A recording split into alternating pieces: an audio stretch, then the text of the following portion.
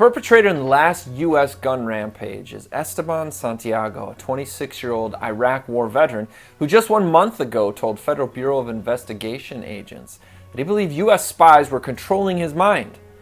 While blaming government mind control is not a suitable alibi for many, I believe government gun control is. Following the tragic shooting in Fort Lauderdale on Friday, Barack Obama told George Stephanopoulos of ABC News, "We're heartbroken for the families who have been affected. And these tragedies have happened far too often during the 8 years that I've been president."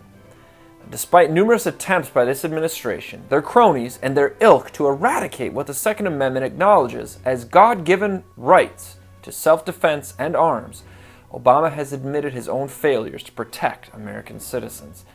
So since government gun control is an absolute failure, I thought I would call on more government control, not gun control. We need to regulate the government from its insubordination to its God-given duty of securing the rights of the people.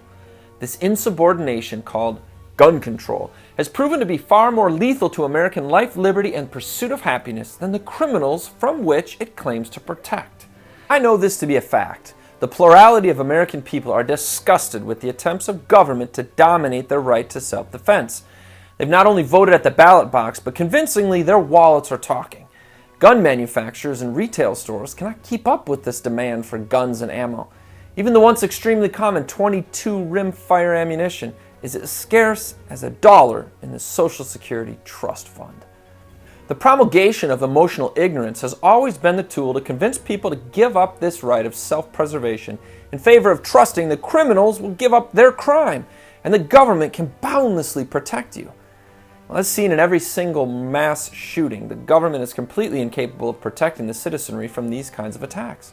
If the people do not protect themselves, there is no protection. All gun control laws do is fight or obstruct the people from protecting themselves. This is why state leaders have an obligation to declare any and all federal gun control laws to be null and void, and boldly declare to the people of their states that they will honor and protect the people's right and duty to defend themselves. Agreeing with this godly precedent and our Second Amendment, Declaration signer Richard Henry Lee stated, "To preserve liberty, it is essential that the whole body of the people always possess arms and be taught alike, especially when young, how to use them." I believe today more than ever that our leaders should be advocating, endorsing, and sponsoring the protection of our God-given right to life, liberty, and property. Like John Kennedy, I believe that today we need a nation of Minutemen, citizens who are not only prepared to take arms, but citizens who regard the preservation of freedom as the basic purpose of their daily life, and who are willing to consciously work and sacrifice for that freedom.